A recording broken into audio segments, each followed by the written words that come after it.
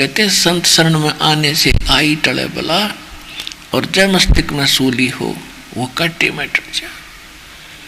परमेश्वर कबीर जी चारों युगों में आते हैं, क्योंकि ये आपके पिता हैं, ये आपके परम पिता हैं, ये आपके अपने हैं, और अपनों के लिए अपने दुखी होया करें। एक कवि का एक सिंपल सी कहानी वो भी सुनाया करते थे कि नो तो दुनिया मरे बतेरी पर अपने का दुख हो से। तो हम उस परमात्मा के हम अपने हैं, और अपने का दुख अपने को ही होता है। अब हमने इतनी भांग पी रखी है इस काल की, और अज्ञान इतना हमारे अंधेरा कर दिया, हमारी आंखों से हमें आत्मा की आंखें बंद कर दी, और ये चरम दृष्टि गणी खोल दी, चतुर्गणे बना दिए, इंजीनियर बना दिए, डॉक्टर बना दिए, अच्छे एजुकेटेड बना दिए, मंत्री प्रधानमंत्री जज बना दिए, और हमारी आंख फूल गई। अब हमने क्यों सैकड़ों आदमी सरजी कहने वाले मिल गए, सैकड़ों सलूट मार रहे हैं, हमने क्या जरूरत भगवान की। और ये आपके हैं पिछले जन्म की जो पुण्यात्माएं हैं, उनको ऐसी ऊंच पोस्ट प्राप्त होती है, और उन्हीं को संत पद प्राप्त होता है। नकली संत पद भी वही प्राप्त करते, क्योंकि उनके संस्कार तो काल ने देने ही देने हैं, वो किसी प्रकार से बर्बाद करवा उनके। और वो परमात्मा आके हमारी आंखें खोलते हैं, कहते सो छल छिदर मैं करूं अपने जन के काज,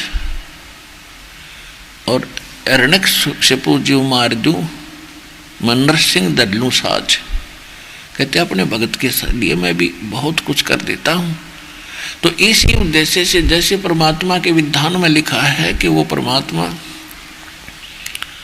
सतलोक से चलकर आते हैं, अच्छी आत्माओं को मिलते हैं, उनको तत्व ज्ञान सुनाते हैं। इसी आधार से परमात्मा कहीं पर भी प्रकट हो जाते थे, और वहाँ 10-20 वर्ष रहकर वहाँ की अक्षेत्र की जो पुण्यात्माएं होती थी उनको आपदाओं से बचाते थे। उनमें परमात्मा की आस्था दृढ़ करने के लिए वहाँ कुछ दिन उस अक्षेत्र में रहा करते थे।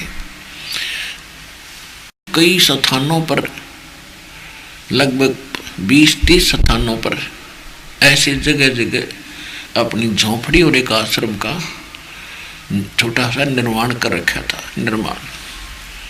और वो उस प्रत्येक आश्रम में किसी में 10 दिन, किसी में 15 दिन, किसी में 1 महीना ऐसे रुका करते थे, फिर चले जाते थे।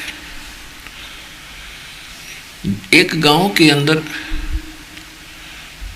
जहाँ परमात्मा का आश्रम था संत रूप में, यानी संत का आश्रम था, हम संत ही कहेंगे इस कथा के अंदर। तो जब वहाँ संत जी आते थे तो गांव के लोग जितने उपदेशी थे, 10-20 घर, तो प्रतिदिन एक घर से, एक उपदेशी के घर से आश्रम का खाना जाया करता था संत जी का, और उनके साथ जो भक्त 10, 5, 4 होते थे उनका। उन्होंने ऐसा अपना एक टर्न बांध रखी थी, एक पारी बना रखी थी। तो उसी गांव में एक बहन थी जिसका पति मर चुका था, इकलौता पुत्र था, और वो भी उसी नगर में रहा करती थी। उसने दीक्षा नहीं ले रखी थी। एक बहन का नंबर आ गया संत का भोजन बनाने का, उस दिन का, दोनों समय का। तो उस बहन ने खीर बनानी चाहिए तो देखा दूध खराब हो गया। और जिनको परमात्मा पुण्यात्मा इस अध्यात्म मार्ग का ज्ञान हो जाता है तो वो समर्पित हो जाते हैं। उनको पता होता है कि ये बार बार अवसर नहीं मिलता भगवान की भक्ति और सेवा का। तो उसको बड़ा दुख हुआ कि परमात्मा आज तो बड़ी बात बिगड़ी, आज मुश्किल से दाव लग गया था अपने पूज्य गुरुदेव जी की सेवा का, और आज दूध खराब हो गया, खीर कैसे बनाऊंगी। खीर बिना ये दावत पूरी होती नहीं। तो उसने देखा कि पड़ोस में अभी 1 महीना पहले कोई भैंस ताजी ब्याई थी, उसके घर गई और कहा बहन ऐसे ऐसे मेरा दूध खराब हो गया, मुझे दूध उधारा दे दे। पहले दूध बेचते नहीं थे और अपना कारण बताया कि ऐसे ऐसे मेरे गुरुदेव जी का भोजन बनाना था, पता नहीं कौन सा माड़ मेरा खराब कर्म आगे अड़ गया कि मैं आज मेरा दूध फट गया, खीर नहीं बना पाऊंगी, मैंने खीर बनानी है। तो उस बहन ने, जिसके वह भैंस ताजी ब्याई थी, दूध निकाल कर और टांग रखी थी बाल्टी भरी भराई, वह न्यों की नहीं उठा कर उसके पात्र में पूरी डाल दी और कहने लगी बहन ले जा। तो जो उपदेशी बहन थी उसने कहा बहन कुछ तो रख ले अपने परिवार के लिए। तो कहने लगी बहन ले जा। ना जाने कैसे दाव लग गया इसे शुभ काम में, और मुझ कर्महीन का जो दूध प्रयोग होगा, ना जाने कैसे दाव लग गया। ले जा बहन, तू सारा ही ले जा। अब इस बात से वह सत्संग में जाने वाली बहन प्रभावित हुई कि हे भगवान कितनी पुण्यात्मा और आपसे दूर है, मैं सत्संगी ले रखा है, भगवान से भी बहुत निकट मानती हूँ, सारा दूध तो मैं भी ना दूँ कि मेरी उपदेशन भी मांगना आ जाता है, न सोचूंगी कुछ राख लूँ बच्चों के लिए, और इसने सारा कुछ ही दे दिया। तो वह सोचन पर विवश हुई, कई दिन उसके हृदय से वह बात उतरी नहीं। वह फिर गई उसके घर पे, सोचा इसको कुछ भगवान की कथा सुना दूं, इसकी रुचि भगवान में बने और इसका उद्धार हो। अब वो बहन गई, कुशल मंगल पूछा, तो वो लड़की जो थी अनुपदेशी थी, जिसने नाम नहीं ले रखा था, वह रोने लगी फूट फूट कर। जब कुशल की बात आई कि बहन कुशल हो, बोली कुछ नहीं पर फूट फूट कर रोने लगी।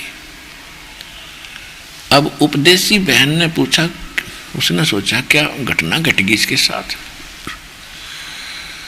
तो जब खूब रो रही, हल्का कलेजा हो गया, तब वह बताने लगी, कहने लगी बहन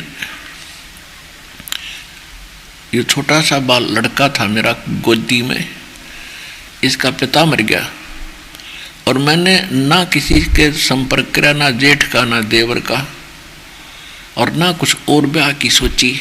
इसलिए नहीं सोची कि इस बालक ने दुखी कर देंगे मेरे ने, मैंने दुखी सुखी करके इसने पालूंगी, और मैंने यूँ पाल दिया।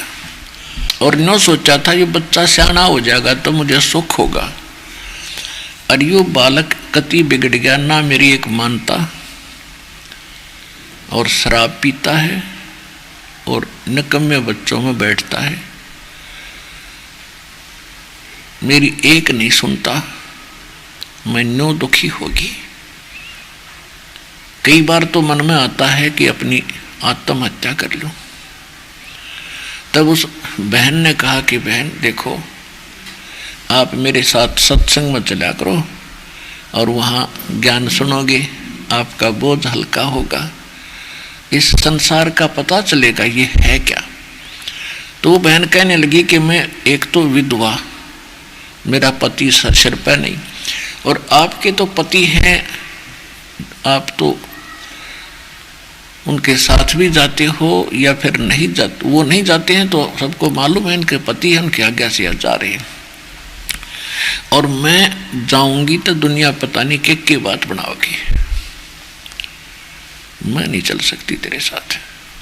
तो उस बहन ने फिर बहुत सा ज्ञान सुनाया उसको। कैसे? उसने बताया कि बहन देखो, क्योंकि सत्संग सुन रखा था, सत्संग सुनने वाले भक्त बहन बेटियां भाई बुजुर्ग जहाँ भी किसी कहीं पर जाएंगे तो वो चंदन जैसी लकड़ी होती है वह, और चंदन की लकड़ी को से छोटा सा गुटका की तरह रख दो, वो महक छोड़ेगा। तो ये स्वाभाविक बन जाता है। इस ज्ञान को सुनकर सोचते सबको बताऊं, सबको आवश्यकता है इस वस्तु की। तो वह बहन बताने लगी कि देखो हम सत्संग में सुनते हैं तो उनको आधार बनाकर हम आगे बढ़ेंगे। आपने मीराबाई सुनी है? हाँ जी, खूब सुनी है। मीराबाई ने समाज को नहीं देखा, समाज के साथ कितना संघर्ष किया और आज वो सफल हुई। यदि मीराबाई ये सोचती कि समाज के कहेगा, कोई गुंडी कहता, कोई भुंडी कहता, और उसको मालूम था मैं कर क्या रही हूँ, तो समाज तो देखो किसी को कुछ ना कुछ वो कहता ही रहता है, जैसी उनकी बुद्धि काम करती है।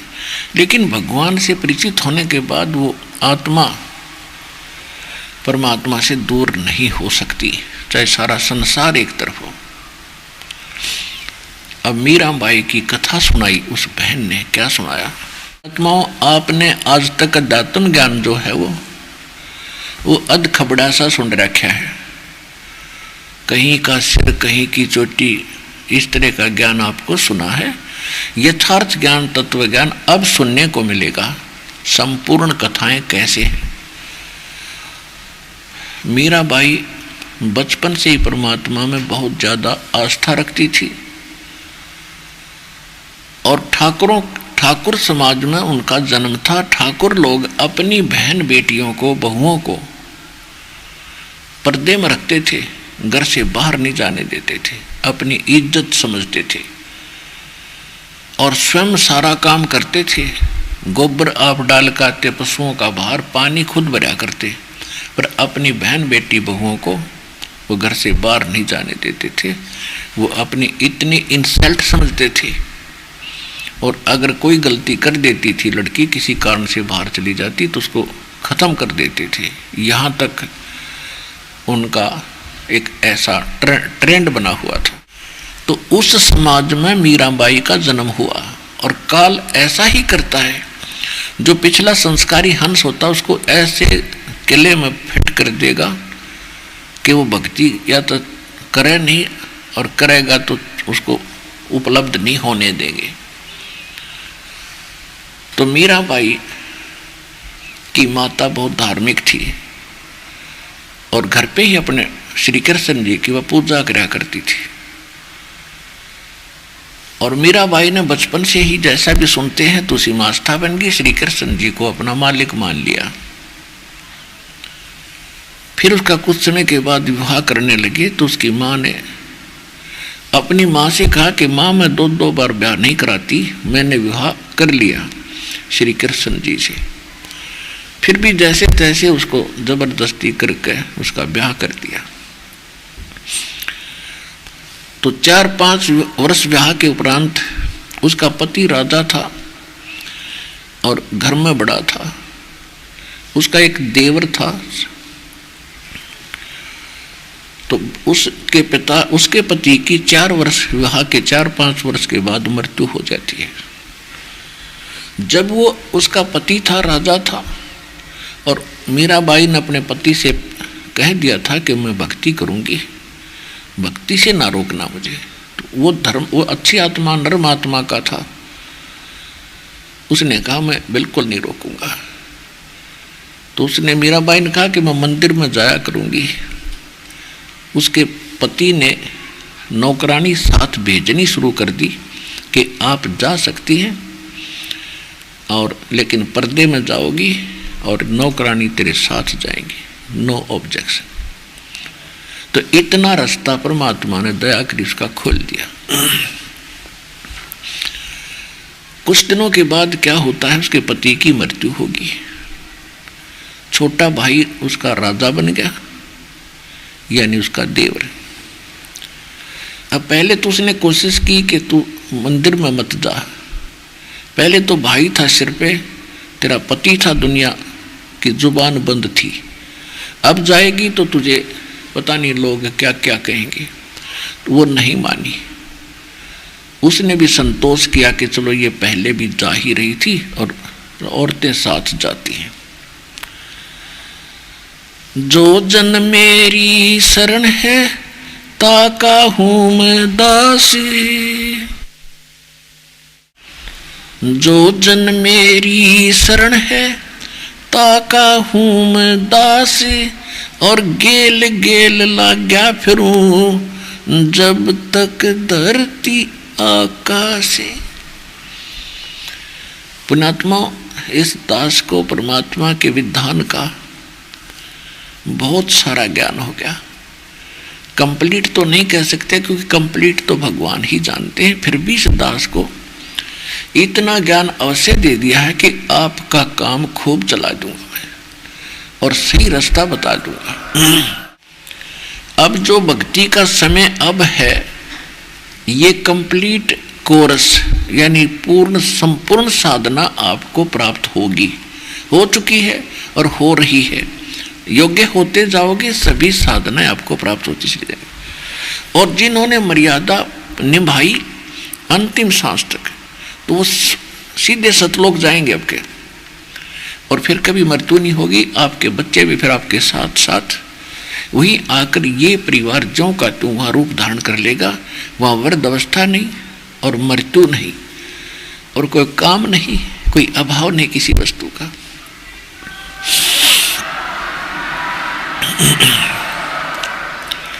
ये हजारों वर्षों तक चलेगा। उसके बाद फिर इसमें बहुत त्रुटियां आएंगी, और उस समय जो किसी ने 2 वर्ष, किसी ने 4 वर्ष, किसी ने 10 वर्ष भक्ति कर ली और वो सतलोक नहीं गए, तो वही आत्माएं फिर भटकती रहेंगी।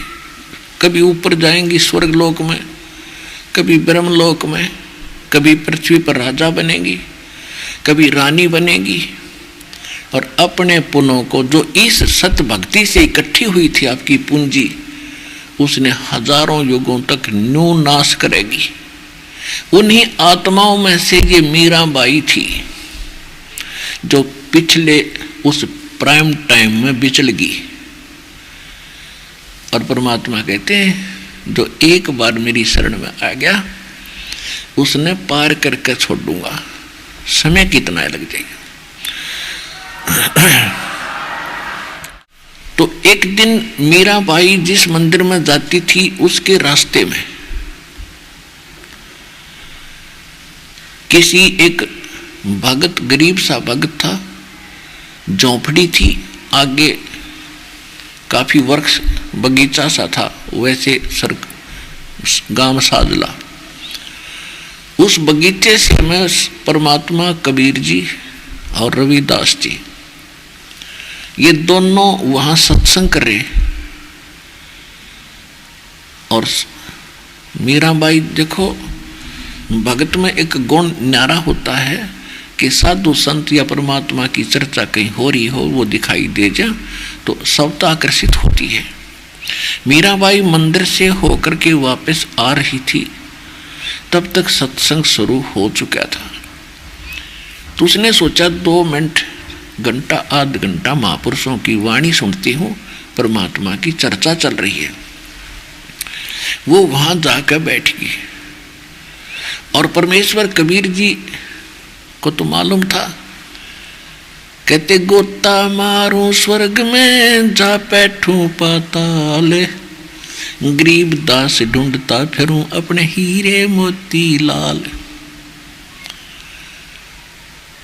तो परमात्मा उस हीरे को खोज रहा था, उसको ग्रहण करना था मीराबाई को।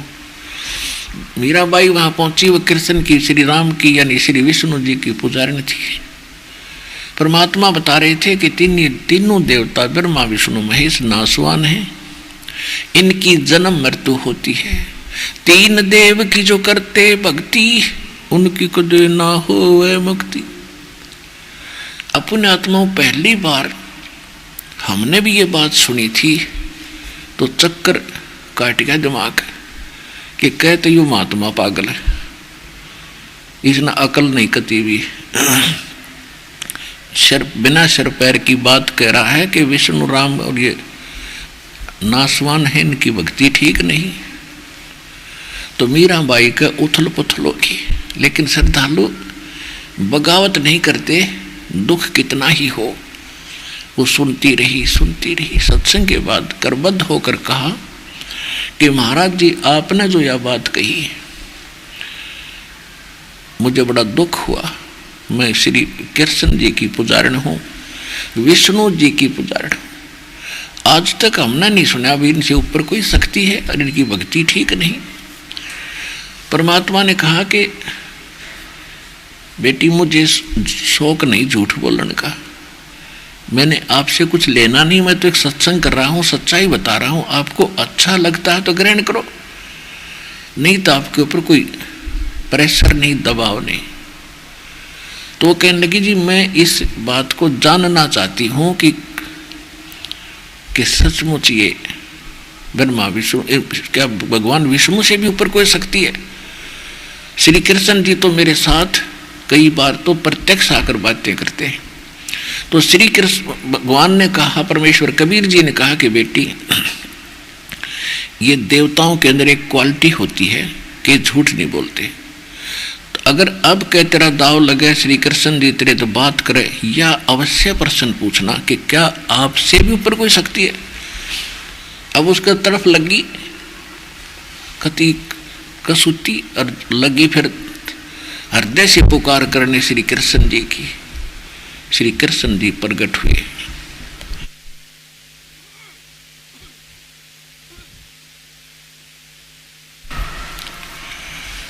और मीराबाई ने कहा कि महाराज मैंने आज संतों से कुछ ऐसी अटपटी सी बात सुनी जो मेरे गले उतर नहीं रही, आप निर्णय करो। उन्होंने कहा कि आपसे ऊपर भी कोई परम शक्ति है।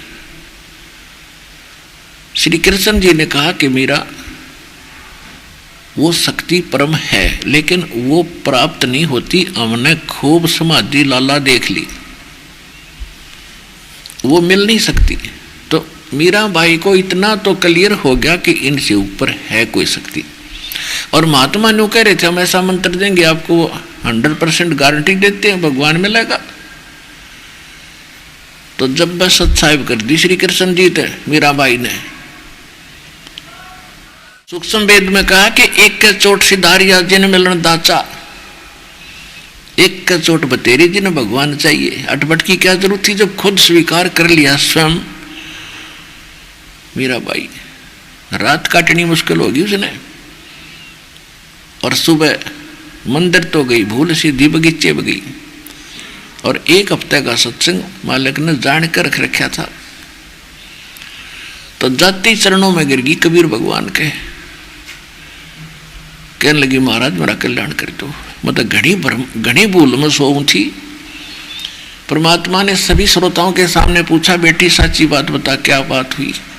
तब उसने बताया कि मैंने रात शाम ने जाकर श्री कृष्ण जी से अर्ज करी, मेरे सामने आए, उनसे मैंने ये प्रश्न किया कि आपसे ऊपर कोई शक्ति है। तो उन्होंने यही कहा कि वो शक्ति मिलती नहीं, हमने भी कोशिश कर ली। तो महाराज आपकी सारी बात सच्ची, और वो कहते उनको मिली नहीं और आपको हम उनको मिला देंगे। आत्मा ने कहा कि बेटा संत होगा वो झूठ नहीं बोला करे, और बकवादी अपने अटपट कर के लिए स्वार्थ सिद्धि के लिए कितनी झूठ बोल सकता है। तो हम उस परम शक्ति को जो श्री कृष्ण और सबसे ऊपर जो परम शक्ति है उसका एक ऐसा मंत्र देंगे, वो सहज में मिल जाएगा आपको भक्ति करते करते। और बहुत आसान भक्ति है उसके पाने की, ना घर त्यागना, ना कोई अन्य कोई लटोटर करना, बाह्य आडंबर की आवश्यकता नहीं, मोक्ष मंत्र से होता है। तो चरणों में गिर गई भगवान मैंने मोक्ष भक्ति नाम दे दो। अब परमात्मा को ये दिखाना देखना था, उसका टेस्ट करना था, उसकी परीक्षा करनी थी कि यह भगत है। भगत के अंदर जाति अभिमान, पद अभिमान, किसी भी प्रकार का अहंकार अगर है तो भक्ति नहीं कर सकता। सबसे पहले संत उसके उस अभिमान अहंकार का नाश करते हैं जो भक्ति नाशक बाधक है। परमात्मा को तो पता था क्या होगा, और रविदास जी से कह दिया था कि मैं वो लड़की आवेगी मीरा और मैं तेरे पास भेजूंगा, और आप उसको ये पहला मंत्र मैंने दे रखा ना, इसको देना, केवल इसको देना, आगे नहीं किसी को देना भी। तो कबीर साहब जब वो लड़की आई तो कबीर साहब ने कहा, बेटा जाओ, वो भक्त बैठा महात्मा, वो आपको दीक्षा देगा, मैंने उसको आदेश दे रखे हैं।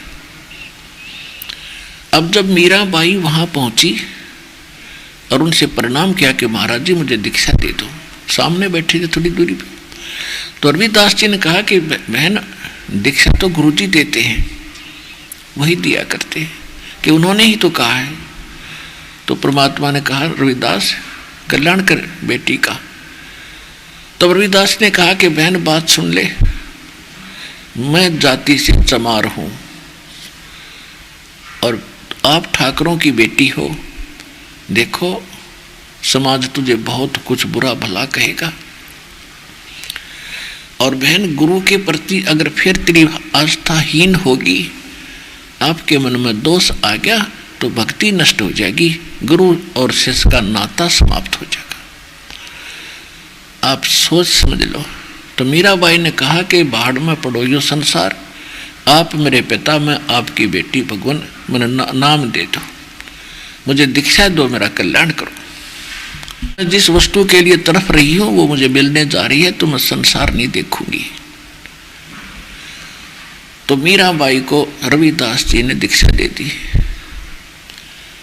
वो सत्संग सुनने आती रही, फिर सत्संग समाप्त हुआ, संत चले गए। कुछ दिनों के बाद वो फिर आए। उस समय खेतों में काम का समय था, तो वो रात्रि में सत्संग कराया करते कि दिन में काम करो, घर के भी प्रसन्न रहेंगे, नहीं तो तुम्हें आने नहीं देंगे। दिन में अपना खेतों का काम करो, मजदूरी करो, किसानी करो, और रात में अपने नींद के समय में से भगवान का ज्ञान सुनो। तो फिर वो 1 हफ्ते का 10 दिन का रात का सत्संग रख दिया। अब मीराबाई रात को जान लगी। अब इस बात का उसके देव राजा को बड़ा दुख हुआ कि अभी पहले तो दिन में जाया करती मंदिर में, अब रात ने जावा सत्संग में, या तो बात बिगाड़ेगी, इज्जत का नाश करेगी, और कित मुंह दिखावाएंगे, कहाँ मुंह दिखाएंगे, कहीं गड़बड़ होगी। तो उसने क्या सोचा कि इसको मार देता हूं, और ऐसे ढंग से मारूं कि लोगों को पता भी ना चले। तो उसने क्या तरीका अपनाया, उसने अपने लड़के का जन्मदिन मनाना चाहा और उसमें सभी रिश्तेदारों को इकट्ठा किया। उधर से एक सपेरे से कहा कि कैसा सर्प ला दे कि डंक मारते मृत्यु हो जाए। राजा का आदेश, उस सपेरे ने ऐसा ही ला के दे दिया, ऐसा सर्प ला दिया और दिखा दिया उस राजा को एकांत कोठड़ी में कि एक बार इसको खुलते ही और सीधा माथे में डंक मारता ही है, जिसका कोई ट्रीटमेंट नहीं। राजा ने उसको मुंह मांगे पैसे दे दिए और उसको एक आभूषणों के डिब्बे में बंद करके, गहनों के डिब्बे में बांदी को दे दिया और कहा कि मीराबाई को दे के आ जा और कह देना आज इस हार को पहन, इसमें एक हार है बहुत कीमती, इसको पहन लेगी और आज मेरे लड़के का जन्मदिन है और बहुत से रिश्तेदार आएंगे, मेरी बेइज्जती ना करवाना, नहीं तो यूँ कहेंगे भाई मर गया, उसकी उसकी वधू को, उसकी पत्नी को ये ढंग से नहीं उड़ाता पढ़ाता, ये अवश्य पहनना पड़ेगा आज तूने। नहीं तो मीराबाई कोई हार श्रृंगार के आसपास भी नहीं रहती थी, सिंपल वेशभूषा में अपना टाइम पास कर रही थी। तो मीराबाई ने सोचा वह रख के, मीराबाई वह रख के चलेगी रानी बांदी। तो उसने सोची कि मेरे लिए तो मिट्टी है, हार है तो मिट्टी है, ना पहनूंगी तो 36 बात बनाओगा, इसने डाल लेती हूँ थोड़ी देर गले में। ना दो कपड़ा उसने कपड़े पहन के वो खोला डिब्बा, उस सर्प का हार बन गया, विषैले सर्प का एक बहुकीमती हार बन गया, गले का आभूषण बन गया। और उसने वो डाल लिया। अब उस राजा ने सोची थी कि वह मर्गी होगी और सर्प वहीं घूम रहा होगा और सबको कह दूंगा कि इसको सर्प ने डस लिया, सर्प ने डस लिया। मर्गी सबके सामने गवाही हो जाएगी कि सर्प ने डसने से मर्गी।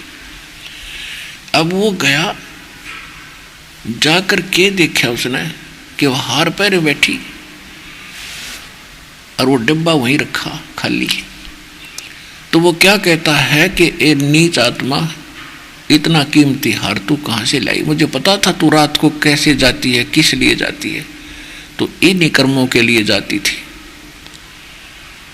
तेरी गर्दन काटूंगा, अब सब रिश्तेदारों को बुलाता हूं, तू कहाँ से लाई? तो उसने कहा जी आपने भेजा था, आप मुझे जीने देते ना मरने देते हो। आपने अभी इस नौकरानी के हाथ भेजा था कि पहन ले, मनियो पहन लिया। वह नौकरानी बुलाई कि यही डिब्बा था? कहाँ? यही था जी, मैं ये रख के गई थी। वह बोली और कोई डिब्बा नहीं मेरे पास, देख लो, मैं कभी पहनती नहीं हार। तो उसका तो कलेजा पकड़ा गया उस राजा का कि बड़ी अनहोनी हुई भैया, या तो नाम रहे इज्जत का गाहक, इज्जत की गाहक बनेगी। वो तो हो गया उनका समागम जो होना था। उसने फिर उससे पहले से कहा कि भाई नो करे, एक विष ला के दे दे मुझे, ऐसा विष हो कि पिंदे मर जा। उसने ऐसा विष ला के दे दिया और उसका खूब टेस्ट करा दिया। एक छोटे से जानवर पर डालते ही मर गया। जीव पर रखते ही 10 मिनट के बाद जीव नहीं रहेगा। तो उसने सोचा या ऊँता मरती ना, और आज इसको मैं जबरदस्ती विष पिलाऊंगा और कह देंगे या आप पे पी कर मरेगी। वो विष ले गया हाथ में, एक हाथ में तलवार है, और कहने लगा मीरा या तो इस विष ने पी ले ना तेरी गर्दन काटूंगा। मीरा बाई ने सोची गर्दन में तो दर्द होगा, विष ने पी लो, मारत यू गाई। तो उसने वो विष उसके सामने पी लिया। वो 10 मिनट खड़ा रहा, 1 घंटा खड़ा रहा, 2 घंटे खड़ा रहा, वह ठीक ठाक बैठी। में कहा है मन तू पावेगा अपना किया रे, भोगेगा अपना किया रे। भाई मीरा बाई को मारन लागे जहर का प्याला प्यारे। मीरा बाई को मारन लागे जहर का प्याला प्यारे। पीवत ही अमृत हो लाग्या, हो गया सर्द ही यार, मन तू पावेगा अपना किया रे, भोगेगा अपना किया रे। कहा तो उस विष ने उथल पुथल मचा देनी थी हृदय में। गरीबदास जी कहते हैं कि पीवत ही अमृत बन गया और हो गया ठंडा ही यारे, हो गया सर्द ही यारे। हृदय कलेजा ठंडा हो गया उसका उस विष से। तो भक्ति में जब इतनी ताकत ना हो तो कौन बुझे भगवान ने और कौन खोज दे उसको। अब उसने सोचा भाई ना तो या मारे तो मरती, और अब इसका क्या इलाज करूं। तो उसने मीराबाई की माँ बुला ली और उससे कहा कि माता इसने समझा दो, इसने तुम्हारी इज्जत का नाश कर दिया और दुनिया पता नहीं कि मुंह बनावे है, जगह जगह बातें चलती हैं, तो यह हमसे मेरी बर्दाश्त से बाहर की बात है, तू समझा। तो मीराबाई की माँ उसको समझाने लगी बेटी तो इस सत्संग में ना जाया करे। और देखो सारा संसार पता नहीं के बात बना रहा है, कोई 19 कहता है, कोई बुरा कहता है, कोई अच्छा कहता है। और दूसरी बात हम ठाकर औरतें ने जिसको गुरु बना रखा वो चमार है। तब तक रविदास जी ही को वह गुरु मानती थी। फिर परमात्मा बाद में मिले थे कबीर साहब मीराबाई जब घर छोड़ कर चली गई थी। ये लंबी कथा है क्योंकि एक सत्संग में ये पूरा प्रकरण नहीं हो पाता। आज विषय दूसरा है इसलिए थोड़ा सा हिंट अवश्य दूं। तो उसने उसकी माँ ने कहा, बेटी हमारी इज्जत का यो भी बट्टा लग गया है, हानि है कि तू आपने एक चमार से और ठाकुर होकर उसकी शिष्या बन गई बेटी, इसमें भी हमारी इज्जत का हानि है। तो मीराबाई कहती है कि माता अब ये शिक्षा मेरा लागा को नहीं, मैं समझ चुकी हूँ भगवान को, मैं जान चुकी हूँ मालिक को, और इस संसार से भी परिचित हो चुकी हूँ, और अपने जीवन के उद्देश्य से मैं परिचित हो चुकी हूँ, अब मैं ना मान। उसकी माँ कहती है, सत्संग में जाना मीरा छोड़ दे, सत्संग में जाना मीरा छोड़ दे, हाय मारी लोग करें तकरार, सत्संग में जाना मीरा छोड़ दे, सत्संग में जाना मेरा ना छूटरी, सत्संग में जाना मेरा ना छूटरी, हारी चाहे जड़े कमरो संसार, सत्संग में जाना मेरा ना छूटरी, थारे सत्संग के राय में है, थारे सत्संग के राह में है, आए वहाँ पर रहते हैं काले नाग, कोई कोई नाग तन डस लेवे, आए वहाँ पर रहते हैं काले नाग, कोई कोई नाग तन डस लेवे, जब गुरु मारे मेरे करेरी, जब गुरु मारे मेरे करेरी, हारी वह तो सरप गंडे वे बने जा, सत्संग में जाना मेरा ना छोटेरी, हारी वह तो सरप गंडे वे बने जावे, सत्संग में जाना मेरा ना छूटेरी, थारे सत्संग के राह में है, थारे सत्संग के राह में, आए वहाँ पर रहते हैं बब्बर शेर, कोई कोई शेर तन खा लेवे, आए वहाँ पर रहते हैं बब्बर शेर, कोई कोई शेर तन खा लेवे, जब गुरु मारे मेरे करेरी, जब गुरु मारे मेरे करेरी, हारी वह तो शेरों के गिदड़ बने जाव, सत्संग में जाना मेरा ना छोटेरी, हारी वह तो शेरों के गिदड़ बने जावे, सत्संग में जाना मेरा ना छोटेरी, थारे सत्संग के बीच में है, थारे सत्संग के बीच में है, आए वहाँ पर रहते हैं साधु संत, कोई कोई संत तन ले रमे, आए वहाँ पर रहते हैं साधु संत, कोई कोई संत तन ले रमे, तेरे री मन में माता पाप है री, तेरे री मन में माता पाप है री, और संत मेरे माँ बाप है री, संत मेरे माँ बाप है री, हारी वह तो कर देंगे बेड़ा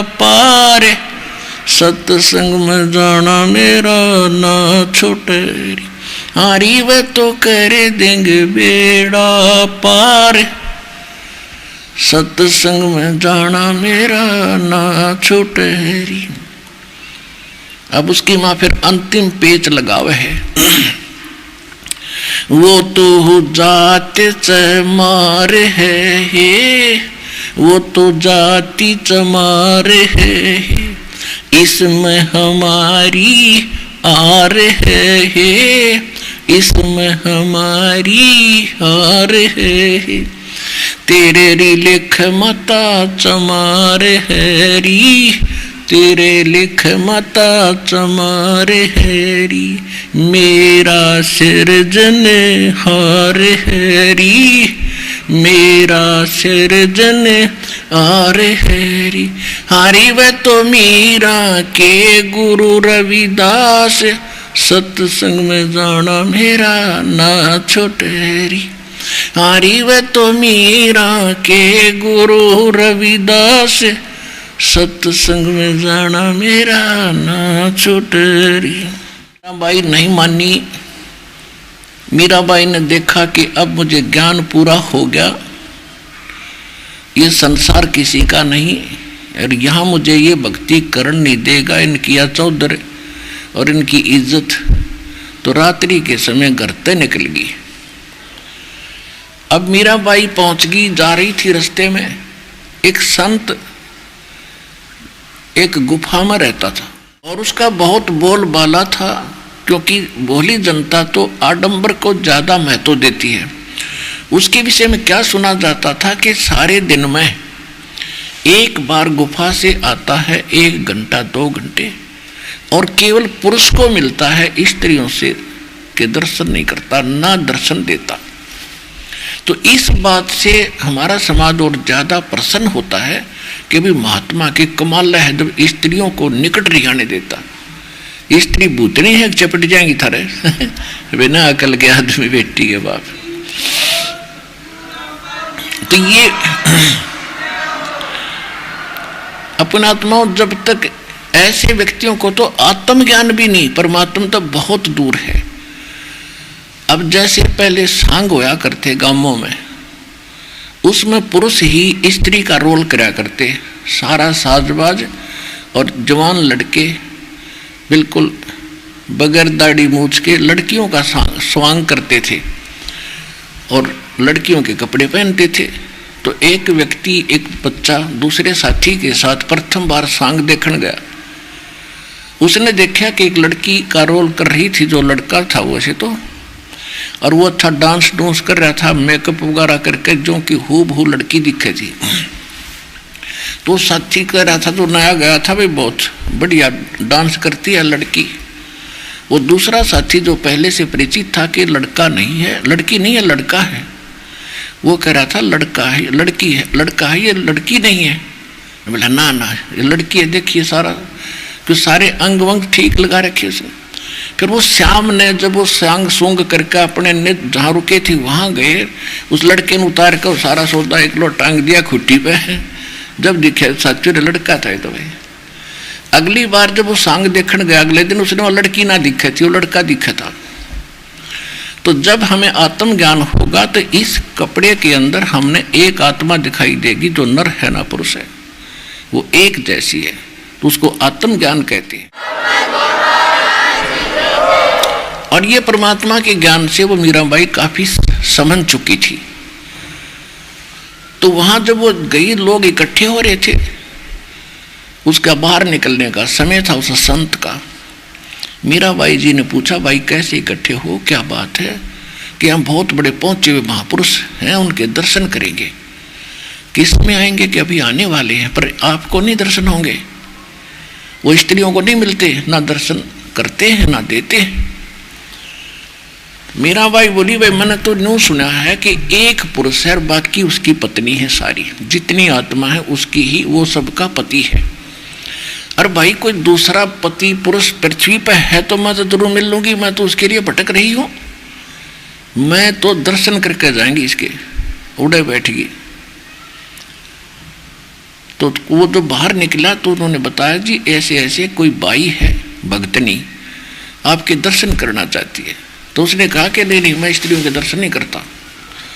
फिर उस लड़की की कहानी बताई। वो यूं कहा है कि मैं दर्शन करके जाएंगी, मैं के भूतनी हूँ, उसने खा लूंगी। ऐसा क्या हो गया? साधु आदमी का उद्धार होगा, औरतों का हो ही नहीं सकता। तो उसने कहा जी वो तो यहाँ बैठी नु कहते 10-20 1 से 10 साल लग जाओ, मैं ताड़ा बैठी रहूंगी, ना खाऊं ना पीऊं। उसने सोची भाई चल बोला डगा ही नाड़े थे। तो कहने लगी, पर मीराबाई ने उसको आंखें खोली उस मूर्ख की, कहने लगी आप पुरुष हो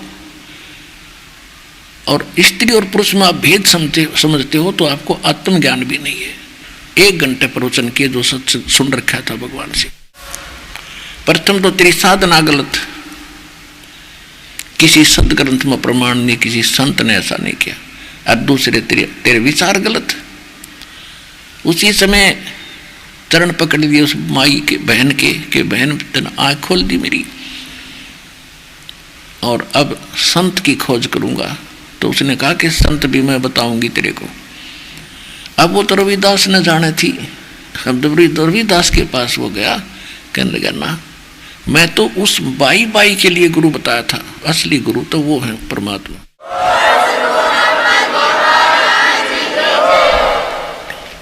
मीराबाई फिर भी उसने देखा कि वृंदावन के अंदर काफी साधु संत सुलझे हुए रहते, तो वहीं जाकर उसने अपनी एक झोंपड़ी डाल ली।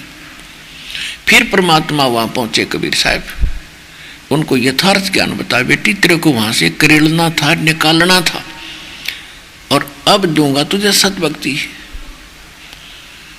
जब परमात्मा ने उसको यथार्थ ज्ञान और सही भक्ति बताई, आगे के जो मंत्र थे कंप्लीट कोर्स दिया, तब मीराबाई का उद्धार हुआ। ये है रियल स्टोरी।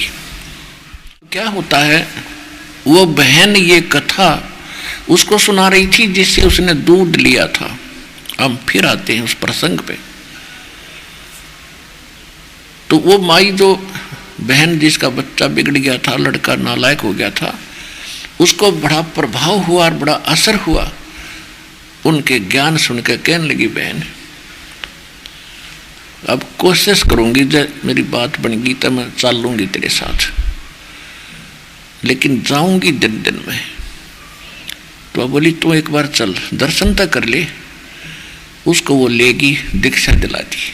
और उसको जब भी वो जाती थी बहन, गुरुजी के सामने एक अर्ज करे थी कि गुरुदेव मेरा बालक बिगड़ गया, और मैंने तो उसके ऊपर अपना जीवन न्यौछावर कर रखा था कि इकलौता पुत्र है, पिता इसका मर चुका है, कि ये कुछ अपना काम संभालेगा, मुझे सुख होगा, लेकिन दूना बिगड़ गया, घना दुखी कर रहा है, शराब भी पीता है, कुछ दया करो, अपने चरणों में लो इसको। तो संत जी ने कहा कि बेटी आप दृढ़ रहो, आप भक्ति करो, समय आने पर परमात्मा उसकी भी तेरी वह भी पुकार सुनेगा, पर सच्चे दिल तक लगी रहे, तू दृढ़ रहे। और फिर ज्ञान ये भी हो गया भी ठीक है, एक लेवा एक देवा दूतम, कोई किसी का पिता नहीं पुत्रम, ये तो ना जाने कौन सा लड़ी आ रहा है, कौन से जन्म का, अपनी पूरी कर लेगा पूंजी। वो भी ज्ञान संतोष देता है। तो वह अपनी दृढ़ता से लगी, ठीक है जब सुधर जाएगा, जब सुधर जाएगा, अपना कर्म तब बनाऊं मैं। तो उस दिन सभी बहनें, जैसे हम यहाँ देखते हैं, तो हम प्रत्येक भक्त ये सोचता कि मैं भी ऐसा ही करूं, इस भक्त ने ऐसा किया है। तो यह एक देखा देखी भी भक्ति का रंग चढ़ा है थोड़ा सा यहाँ आने से। तो उस बहन ने देखा कि सभी ने अपनी अपनी पारी बांध रखी है गुरुदेव की सेवा करने की, खाना खिलाने की। और वो 10-5 घर थे, और इतने दिन महात्मा वहाँ रुकया करते। तो जैसे शनिवार सोमवार बांध लिया सबने, इस प्रकार से एक दिन वो खुआ होगा, दूसरे दिन दूसरा भोजन करा होगा, तीसरे दिन तीसरा। तो ऐसे सब का कंप्लीट था वो कोर्स। तो सभी ने उसने प्रार्थना की कि मुझे भी एक दिन दे दो, मैं भोजन करा दूं गुरुदेव को, यानी आश्रम के भक्तों को। तो किसी ने नहीं दिया कि बहन मुश्किल से समय मिला है, गुरुदेव मुश्किल से आते हैं, महीने 2 महीने 6 महीने में, और हम नहीं ये दे सकते। तो जो बहन उसको लेकर गई थी, उसने कहा कि मेरी पारी में तो एक दिन सुबह या शाम का भोजन करा दे, तो आप शाम का भोजन करा दो। अब ठीक है जी। तो शाम के भोजन का न्योता दिया ही गुरुदेव को जी, शाम के भोजन की अपनी बेटी पर रजा करो, परमात्मा बोले ठीक है बेटा, 2 टूक खाने हमने तू लिया। अब उसने बड़ी खुशी का ठिकाना नहीं, उमंग चढ़ गई, बढ़िया भोजन बनाऊंगी। उसने भोजन बनाया, खूब तैयारी करी और बना के भोजन बनाते बनाते उसका बुखार तेज हो गया। इतना बुखार तेज हो गया कि बुरा हाल हो गया उसका, 10 कदम नहीं चल सके। उधर से वो लड़का आता नहीं था, बहुत देर से आता था। उसने सोची अब क्या करूं, मेरी सारी सहेली जा चुकी होंगी कि वो वहां पहले चली जाती है, काम करवाती है, सेवा कराती है। उधर से वो लड़का इतना नालायक हो गया था, चोरी करने लग गया। शराब पीने को आवा कहाँ से डेली उस चोरी करने लग गया। उस दिन उसके ग्रुप ने, उसके साथियों ने राजा के महल की चोरी करने की स्कीम बना ली। और उनके मन में क्या मियाँ मिट्ठू थे कि रानियों के हार लाखों रुपए के होते, एक भी हाथ लग गया तो बस सारा जीवन पार हो जाएगा। उन मूर्खों ने ना सोचा राजा के घर पर ये खाला जी का घर है। उसके लिए उन्होंने उसी रात्रि में स्कीम फुल कर रखी, अपना पूरा प्रोग्राम बना रखा। और रात ने किसी देवी के मंदिर में जंगल में एकत्रित होकर वहां से चलने का उनका सारा जो व्यवस्था थी। तो वहां इंतजार करनी थी सबने 12 बजे तक, और उसके बाद वहां जाना था। तो उधर से उस लड़के ने सोची तू जल्दी खाना खुना खा आज वक्त से, और वक्त जा बैठ उड़े कि तेरा नंबर ना हो पाछे रह जा। वो घर पे आया, उसकी माँ को पता था कि आज्ञा पालन नहीं करता, तो उससे कहा कि बेटा आज ऐसे ऐसे मैंने गुरुदेव के से भोजन की अपने प्रार्थना की थी बेटा, और मेरा हो गया बुखार घना तेज हो गया। एक या मेरे पर दया कर दे तो ये भोजन पहुंचा गया आश्रम में, और आज ये भोजन नहीं पहुंचा तो फिर मुझे कोई भी वो नहीं देगा, आगे सेवा नहीं मिलेगी। उसको कहने लगा कि माता तू वहाँ मत जाया करे, लोग पता नहीं क्या क्या कहते हैं मेरे को, और भाड़ में जाता रहियो बाबा जी, मैं जाता। न्यो कहते हुआ फूट फूट रोने लगी। अब लड़के ने सोचा कि मैं तो थोड़ा ही समय हुआ है, 1 घंटे में रोटी खवायाऊंगा, माँ घनी दुखी होगी। तो उसने कहा कि ला माँ दे दे। वो उठा कर रोटी भोजन और आश्रम में पहुंच गया। तो आश्रम में जब अन्य भक्तों ने, बहनों ने देखा कि वो तो रामों का लड़का आ गया, और सबके मन में यूं हुआ भगवान ये आया कि भगवान ने, गुरुदेव ने सुन ली बेटी घनी दुखी रहा करती बहन, किसी तरह मेरा बेटा आवसरण में आज सुन ली परमात्मा ने, और ये भोजन भी लेकर आ गया। उसने आते पूछा कि कहा महाराज जी। तो भक्तों ने बैठाया, कहा कि बैठ जा भाई, स्नान करने जा रहे हैं, अभी आ जाते। स्नान करके महाराज जी आए तो उनको पहले ही बता दिया, कहा जी आपने सुन ली रामो बहुत रोया करती थी, और आप उसका लड़का आ गया आज भोजन लेके, वो कोई बुखार हो गया बेटी के, बहन के। महाराज जी ने सोचा, जब वो बैठ गया ना सामने भोजन रख दिया, तो महाराज जी ने सोचा इस बच्चे को थोड़ा बहुत ज्ञान सुनाता हूँ, इसकी कुछ बुद्धि सेट है, मुश्किल से आया है आज, अच्छा भोजन खाऊंगा मैं। तो लगा समझाने, बेटा भक्ति करनी चाहिए, मनुष्य जीवन ऐसे ही नहीं मिलता। तेरी माता देख तेरे लिए कितनी दुखी रहती है, तू इकलौता पुत्र है, और माता की आज्ञा का पालन करना चाहिए। वो लड़का कहने लगा बाबा जी जल्दी भोजन खा, मेरे पास इतना टाइम नहीं है। कहते कबीर पिछले पाप से हरि चर्चा ना सुहावे, और के ऊँगे के उठ चले ना और बात चलावे। तो संत ने सोचा भाई ये सचमुच ठीक कर रोया हुआ लड़की तो नरा निकम्मा बालक है, कति ये 16 माथे बोलना भी नहीं जानता। तो संत ने अपनी रोटी खाई और वो ने जूठे बर्तन उठाकर भाग लिया। उसने सोची बस फिर लेट हो जाऊंगा, और लाखों रुपए में तो 20-30 हजार तो मिल लेंगे। वो 20 करोड़ के बराबर थे आज के, थे 20 लाख, तो 20 हजार वो सोच रहा था। वो दौड़ा जा रहा था, रास्ते में इतना लंबा बबूल की किक्कर का कांटा चल गया और पूरा टूट गया पंजे में, पैर में। अब वहीं लंगड़ा हो गया, पैर टेकता टेकता मुश्किल से घर पहुंचा और जाते ही उसने वह सारे बर्तन पटक कर मारे और कहा कि गया था तेरे आश्रम में गुरु जी, तेरे क्या करती गुरु जी के दर्शन कर ले, दर्शन कर ले। आज दर्शन करे मेरे पैर में कांटा लग गया और सपने में भी नहीं, जांच के बाद मुंह भी करके ना सो उसकी ओर। अब उसका तो घना टोटा हो गया था ना, उसने तो घना नहीं मान ली थी कि 20,000 रुपये लाखों रुपये मिलेंगे वहां से, और वो मेरे गरीब जा नहीं सकता, भाग नहीं सकता। चोर ने तो भागण की पहला ज्यादा व्यवस्था करनी पड़ती है। अब उसकी मां ने सोचा है भगवान देख किसा दुर्भाग्य मेरा, आज यो गया था वहां पर, आज इसका कांटा लगना था। अरे सा निकम्मा है, ना मुझे जाने दे और ना आप जावे। हे परमात्मा किसे फूटे भाग मेरे। अब उधर से वो तो पड़ के सो गया। माँ के पास दिशा ट्रीटमेंट सा फर्स्ट एड कर दी, उसका कोई तेल पानी डाल डूल का कपड़ा बांध दिया, बेटा सुबह कांटा निकलवाऊंगी। अब सुबह उठते वो कांटा निकलवा दिया। उधर से उसके साथियों ने इंतजार करी 10-20 मिनट और फालतू कि भी नहीं आया तो कोई बात नहीं, चलो हम चलते। उन्होंने जाकर राजा के घर चोरी करने की चेष्टा की, वो पकड़ दिए।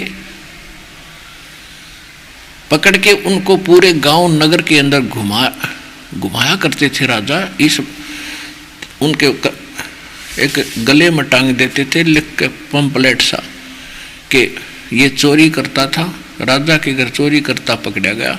आज शाम को इनको सूली तोड़ी जाएगी। सूली यानी फांसी तो गले में फंदा डाल कर तोड़ते हैं, और सूली एक ऐसा चकड़ा सा होता है, उस चकड़े के बीच में एक सुराख होता है जिसमें एक भाला सा निकलता है, और उसके चारों तरफ थे ऐसे डंडे से, उसमें उसको जकड़ दिया जाता था व्यक्ति को और उसके ऊपर बैठा दिया जाता था, और वो उसके वजन से अपने आप वो नीचे को आता था, और वो सूली उसके नीचे से और चोटी में गए आर पार होती थी। वो भुगत भुगत का मरा करता, इसको सूली तोड़ना कहा करते।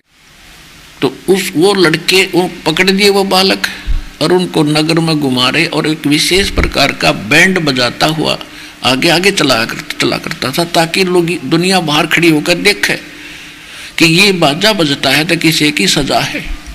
ऐसा कोई साज बज रहा है तो उस किसी को भयंकर सजा है। तो सब देखने के लिए अपने अपने दरवाजे पर खड़े हो जाया करते थे। अब वो लड़का भी उसकी माँ भी बाहर निकल आई कि आज किसकी साथ आई है। अब जब वो जा रहे थे, उन लड़कों के डंडे मार मार के पुलिस कह रही थी कि बोलो तुमने क्या गलती की। हम राजा के घर चोरी करने गए थे, कोई सुनता हो तो चोरी ना करना। आज शाम को 4 बजे हम सूली तोड़े जाएंगे, कोई सुनता हो तो चोरी ना करना। अब वो नो अपने वो गीत गाते हुए तो चले गए। अब वो लड़का, उसकी माँ अपने काम लगी अंदर जाके, अब ठीक है जिस इन्हें भोगना चाहिए। अब उसकी माँ के जाके और सीने के लग वो लड़का बुरी तरह रोने लग गया। उसकी माँ बोली बेटा क्या हो गया, अब तो तेरा कांटा भी निकलवा दिया, अब क्या पीड़ा है तेरे को। कि माँ धन है तेरे महाराज जी, और धन है तेरी भक्ति, आज तूने अपने बेटे की जान बचा दी तेरे गुरु जी ने।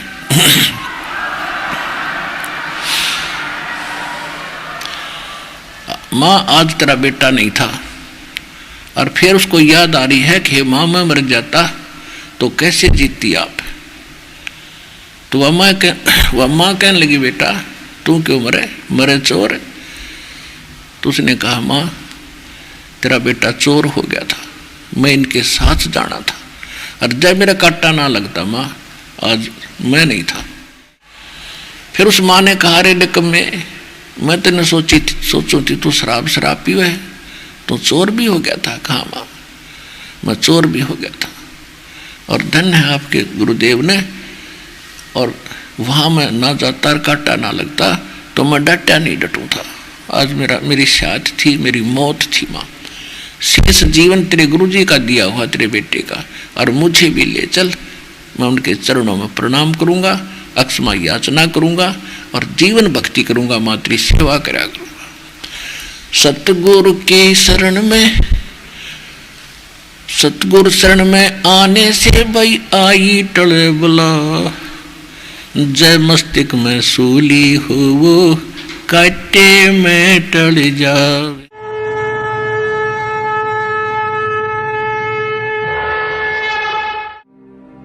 और अधिक जानकारी वसंत रामपाल जी महाराज जी से निशुल्क नाम दीक्षा प्राप्त करने के लिए संपर्क करें।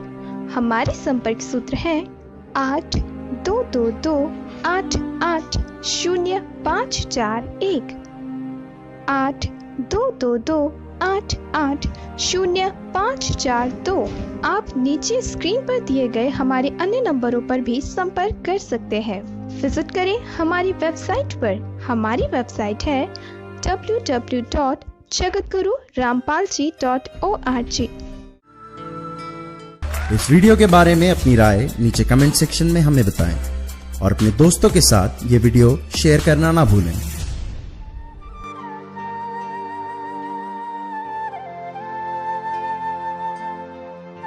ਤੁਹਾਡਾ ਸਵਾਗਤ ਹੈ। ਇਸ ਚੈਨਲ ਨੂੰ ਸਬਸਕ੍ਰਾਈਬ ਕਰੋ ਤੇ ਇਸ ਚੈਨਲ ਤੇ ਅਸੀਂ ਪੋਜ਼ਿਟਿਵ, ਸਪਿਰਿਚੁਅਲ ਤੇ ਰੂਹ ਨੂੰ ਸਕੂਨ ਦੇਣ ਵਾਲੀਆਂ ਵੀਡੀਓਜ਼ ਅਪਲੋਡ ਕਰਾਂਗੇ। आओ सारे रल मिल के इस चंगियाई नूं अगे वधाइए। धन्यवाद।